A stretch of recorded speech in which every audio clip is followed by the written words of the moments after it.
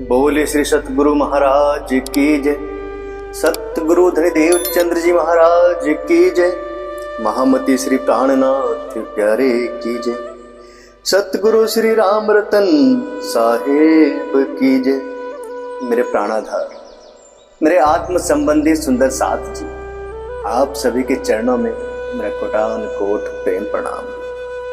तो प्यारे सुंदर साथ जी, गत भाग में जैसे कि आपने जाना कि किस प्रकार महाराज श्री को फीजू नामक टापू पे भेजने के लिए जबरदस्ती भेजा जाता है उनको वहां पर, लेकिन दोनों पंडित मिलकर योजना बनाते हैं और वहां पर जाने से बच जाते हैं। और जब उनको वहां से वापस कर दिया जाता है तो आगे क्या होता है जानिए।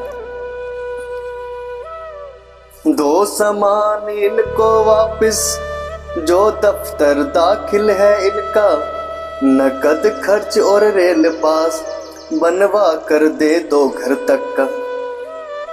तो प्यारे सुंदर साथ जी, तो वहां पर उनको बोला जाता है ऑफिसर के द्वारा कि इनका सामान जो भी हमारे दफ्तर में है, जो भी जमा किया हुआ सामान इनका है, वो इनको वापस कर दीजिए।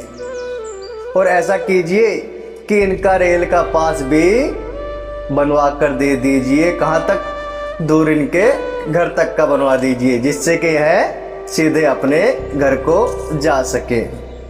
परंतु नगद 5 रेल का मिला पास एक साथ, प्यारे मिला पास एक साथ। जूते कपड़े पहन के भागे हाथों हाथ, बोलो जी श्री धाम धनी की जय, बोलो जी श्री रतन पिया की जय। तो महाराज श्री कहते मिले और साथ में हमको रेल का पास भी दिलाया गया। और हमने तो इतना उतावलापन दिखाया, इतनी जल्दी हमने की वहां से निकल कर कि तुरंत हमने जूते कपड़े पहने और वहां से हम निकल लिए, क्योंकि वहां पर हमें फंसा फंसा महसूस कर रहे थे हम, जैसे हमें जबरन वहां पर फंसाया गया हो। मथुरा का पास लिया हमने, मथुरा का लक्ष्य हमारा था, श्री कृष्ण चंद के दर्शन का पहले ही मता विचारा था। तो हमें तो यह आदेश हुआ था उनको कि हमारा पास घर तक का बना दे, परंतु हमारा लक्ष्य कहाँ जाने का था? मथुरा। श्री कृष्ण चंद्र भगवान के दर्शन करने का मात्र हमारे मन में लक्ष्य था जब हम मुजफ्फरनगर के मंदिर से निकले थे। और लेकिन जब आज हमें सौभाग्य प्राप्त हुआ है कि हमें घर जाने का मौका मिल रहा है, तो हमने घर ना जाकर सीधा पास कहाँ का बनवाया? मथुरा का, श्री कृष्ण चंद्र की नगरी में जाने का, क्योंकि पहले ही हमारी बुद्धि में वह विचार उपजित हो चुका था कि हमें मथुरा जाना है। लेकिन जब आए बनारस हम और रेल रुके स्टेशन पर, कौतूहल सा होकर के कुछ असर हुआ एकदम मन पर। लेकिन जैसे ही हम रेल की यात्रा कर रहे होते हैं मथुरा के लिए, तो बनारस का स्टेशन बीच में आता है और अचानक वहां पर रेलगाड़ी कुछ समय के लिए रुक जाती है, अपने आप को विराम देती है। तो अचानक से ना जाने किस प्रकार का ज्वार भाटा, किस प्रकार का उतार चढ़ाव, कौतूहल सा मन में के अंदर हमारे चलने लगा और उसका एक गहन प्रभाव हमारे मन पर पड़ गया। और क्या प्रभाव पड़ा? ओ पागल क्यों फिरता है यूं, तू आज है विद्या के घर में, अब भी है कुछ आयु बाकी, ये बीतेगी कुछ अवसर में। तो हमारे मन में कौतूहल बन जाता है, एक विचार आ जाता है कि अरे ओ पागल, ओ मूर्ख झंडू दत्त, क्यों किस चक्कर में पड़ा है तू? अरे अभी तेरी उम्र काफी बची हुई है, बिना विद्या के, बिना ज्ञान के कहीं पे किसी की इज्जत सम्मान नहीं है। तो ऐसा कर, आज तो बनारस में है, स्वयं विद्या के घर में बैठा है, तो यहाँ से कुछ विद्या ग्रहण अवश्य कर ही ले, फिर शेष रहेगा पछताना, ये अवसर हाथ न आएगा।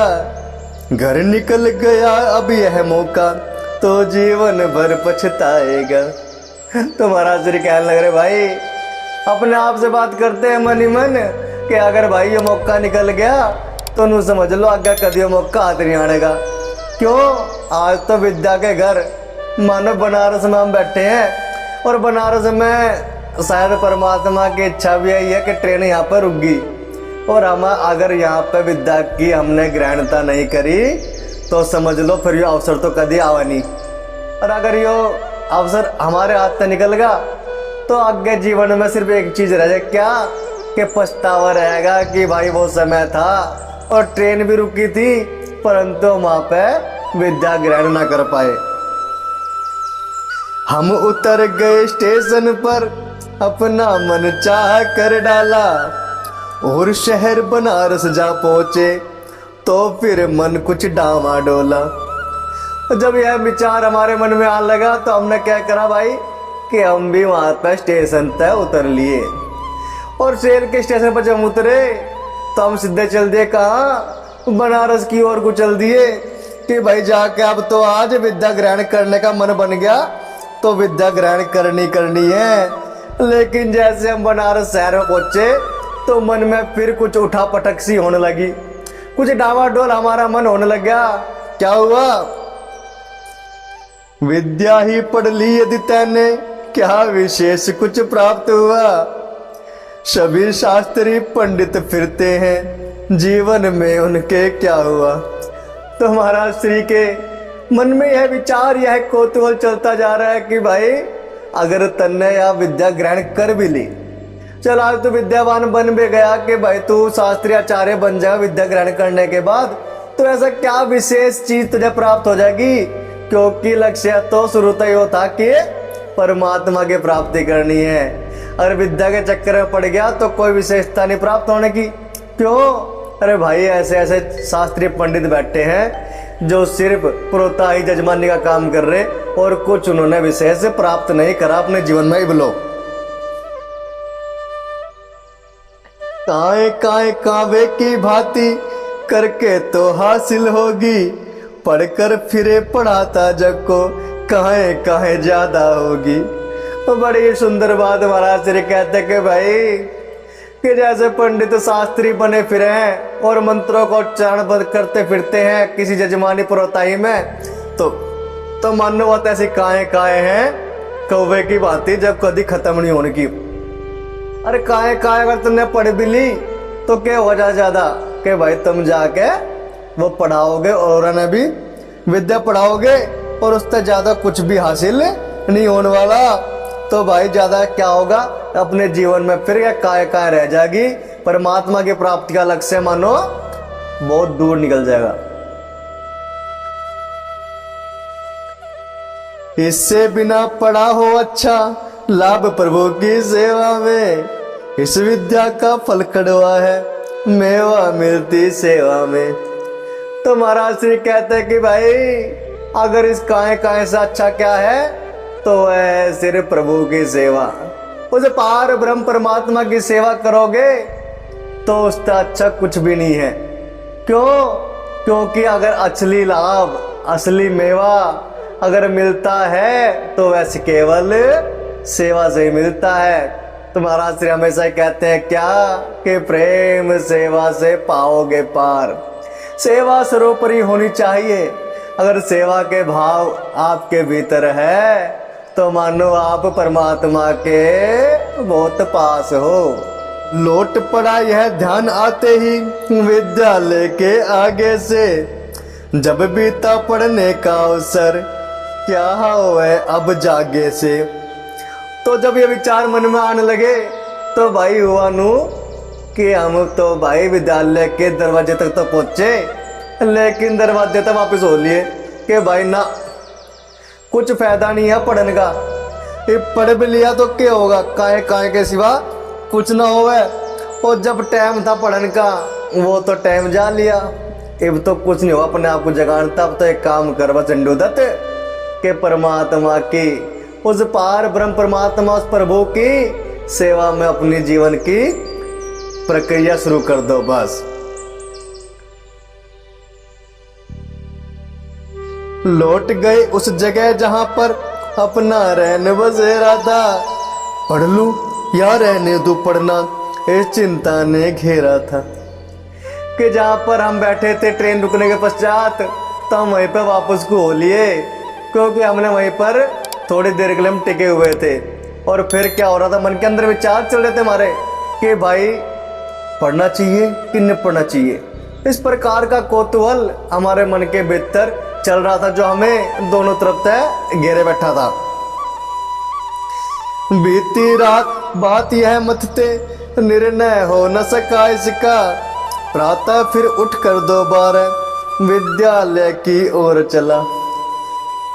पूरी रात निकल जाती है, पूर्ण रात्रि निकल जाती है, और सारी रात महाराज श्री ये सोचते हैं कि भाई करूँ तो करूँ के, विद्यालय सामने है और ज्ञान का भी होना बहुत जरूरी है।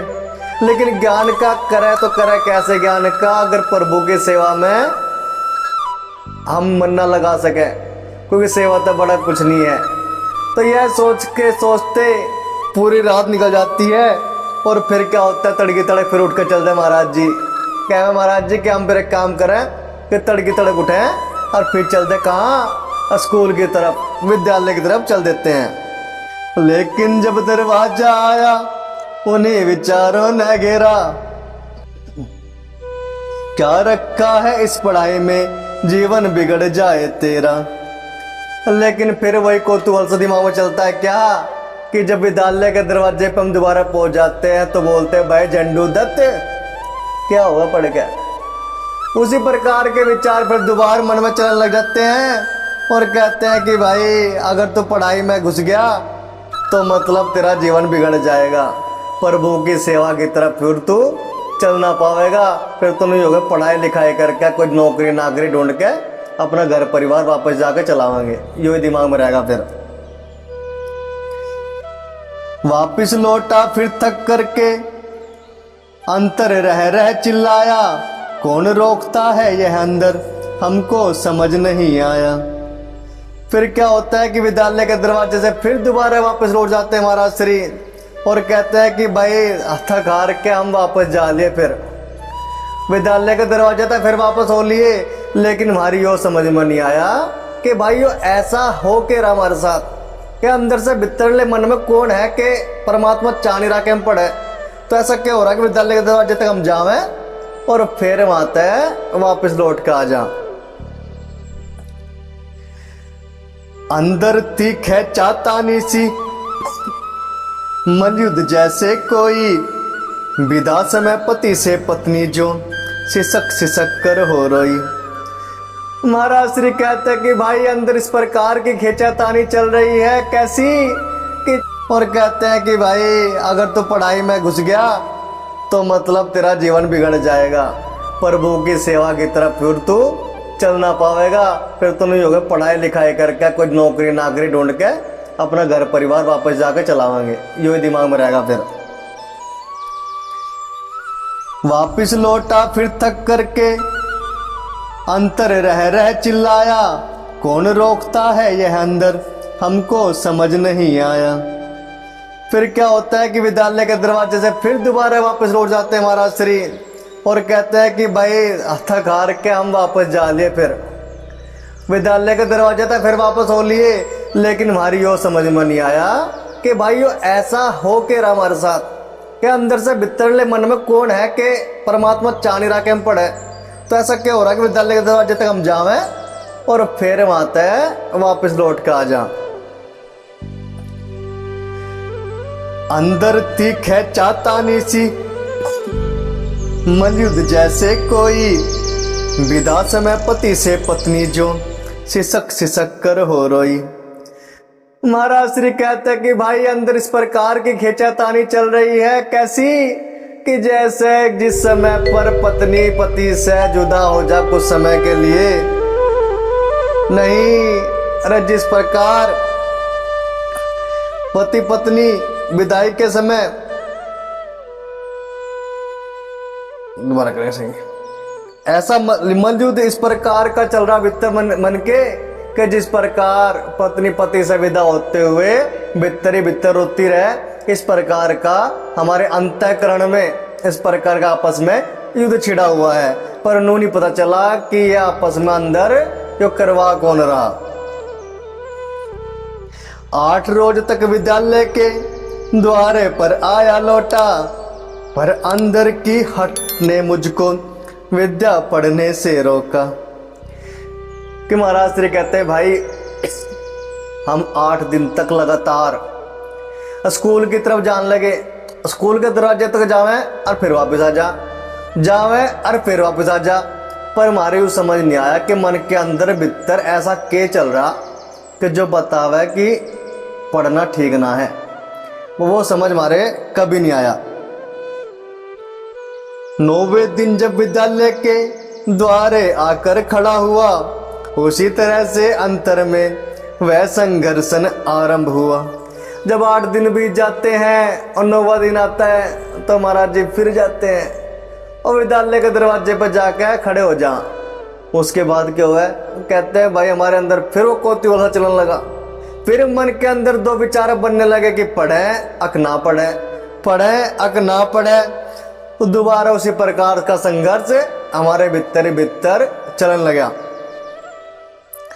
मैं तमाशबीन लिसी गति में खड़ा हुआ नतमस्तक सा, अनायासिक बोल सुना कानों ने मेरे क्यों बेटा। कि ऐसा हो रहा है मानो कि प्रतीत हो रहा है कि मैं तमाशबीन हूँ और सामने इस प्रकार का तमाशा चल रहा है कि भाई विद्यालय के घर तक दरवाजे तक तो जावे और फिर वापस लौटावे। जो रोज 8 दिन तक तमाशा इस प्रकार चलता रहा और 9वें दिन जब गए और जब भीतर संघर्ष हो रहा था, तो अचानक से जब हम उलझे पड़े थे अपने मन की मनोस्थिति में, तो एक आवाज से आती है और कहता है बेटा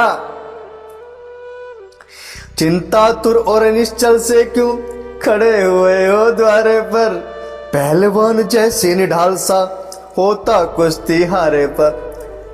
कोई व्यक्ति हमें नजर आता है, वो हमें देखते बोलते हैं बेटा ऐसा क्या हुआ तुम्हारे साथ, क्यों किसी गहन चिंता में हो तुम ऐसे क्यों दरवाजे पर खड़े हो विद्यालय के। ऐसा प्रतीत हो रहा है तुम्हें देख कर कि मानो कोई पहलवान कुश्ती में हार गया हो और वह बिल्कुल ही थकावट मानकर बैठा हुआ हो, हार मानकर खड़ा हुआ हो।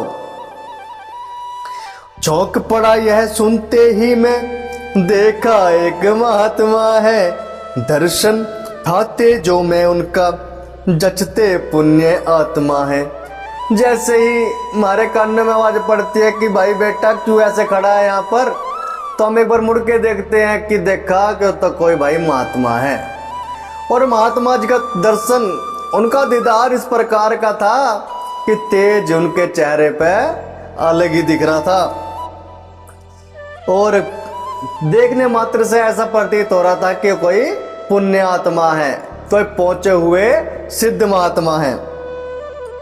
बोले जब ही महात्मा जी क्या बतलाऊं उलझन अपनी, व्यस्त 8 दिन से हूं मैं इसमें, सुलझाने को यह गुत्थी।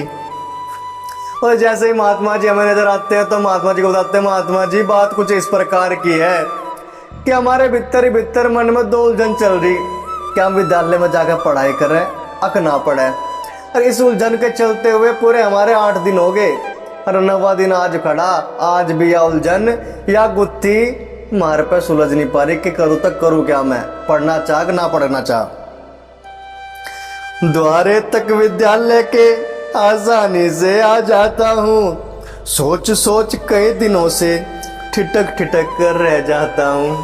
तो महाराज श्री कहते हैं कि ये महात्मा जी कि मेरे साथ कुछ इस प्रकार हो रहा कि दरवाजे तक तो मैं आऊँ रोज की रोज 8 दिन तक स्कूल के दरवाजे पहुंचूं, लेकिन दरवाजे तक फिर वापस हो लूं। ऐसी ठिठक सी मन में चलती रहे कि भाई करूँ तो करूँ के, यो समझ नहीं आए बोलो मेरे। रोक रही जाने से अंदर द्वंद युद्ध सा छिड़ा हुआ, वशीभूत हूं अंदर सुन के जैसे कि हूं बंधा हुआ। कि कुछ तो इस प्रकार की शक्ति या कुछ ऐसा हमारे अंदर ही अंदर हो रहा है कि मैं जाने की कोशिश तो करता हूँ विद्यालय में, लेकिन जा नहीं पाता। और इस प्रकार अंदर की चीज के बीच में वशीभूत हो चुका हूँ कि जैसे मैं जकड़ा हुआ महसूस कर रहा हूँ, कि जैसे उसने मुझे बांध लिया है किसी प्रकार से, जो मुझे अंदर से विद्यालय की ओर जाने से रोक रहा है। विवश लौटना पड़ता यहाँ से, समझ ना आती है लीला। आप अगर समझा सकते हो मुझ पर होगी बड़ी कृपा। तो महाराज श्री उन महात्मा जी से कहता है कि महात्मा जी, तो मेरी तो स्थिति कुछ इस प्रकार की हो गई है कि मैं यह लीला समझ नहीं पा रहा कि मेरे अंदर ऐसा क्या हो रहा है कि मेरा मन कभी तो करता है कि विद्यालय की तरफ बढ़ पढ़ाई के लिए, लेकिन फिर दरवाजे तक वापस लौटने का मन करता है। मेरे से तो आज तक गुत्थी समझी नहीं 8 दिन से। या महात्मा जी, अगर आप इस गुत्थी को सुलझा दो तो आपकी बहुत ही बहुत कृपा होगी। अपने मुंह से ऐसी सुनकर महामुनि बोले मुझसे, क्या लोगे लौकिक विद्या में, क्या हासिल तुमको इससे। यहाँ महात्मा जी पूरी बात ही साफ कर देते हैं और मानो कि वह मन के विचार पढ़कर हमें साफ स्पष्ट कर देते हैं कि अरे झंडूदत्त, ऐसा क्या है। और जब हम उन्हें बताते हैं सारी बातें कि इस प्रकार हमारे साथ 8 दिन से घट रहा है, मुनि वह सिद्ध माधव बोलते हैं कि झंडूदत्त जी, इस लौकिक विद्या में क्या रखा है, इस संसार की विद्या में पढ़ाई में रखा क्या है, और इससे तुम्हें कुछ हासिल होने वाला नहीं है। जो परमात्मा की भक्ति में है वो इस विद्या में नहीं है। तो प्यारे सुंदर साथ जी, देखिए किस प्रकार महाराज श्री जाते तो है पढ़ने के लिए, लेकिन विद्यालय के दरवाजे से वापस आ जाते हैं और वहां पर उनकी मनोस्थिति इस प्रकार है कि वह खुद के मन को समझ नहीं पा रहे, क्योंकि मन बड़ा चंचल है। मन कभी आपको एक राह ले जाएगा तो कभी दूसरी राह ले जाएगा। अब मन पर काबू करना ही सबसे बड़ी जीत है। अब देखिए आगे आगे अपनी यात्रा में महाराज श्री मन को किस प्रकार काबू करते हैं। आगे की यात्रा में देखें कि महामुनि फिर उन्हें क्या क्या बताते हैं, किस प्रकार का ज्ञान उनको देते हैं, और उन उन महात्मा की बात सुनकर महाराज श्री आगे अपनी यात्रा में कैसे कैसे चलते हैं। तब तक के लिए प्यारे सुंदर साथ जी, आप सभी के चरणों में कोटान कोट प्रेम प्रणाम जी।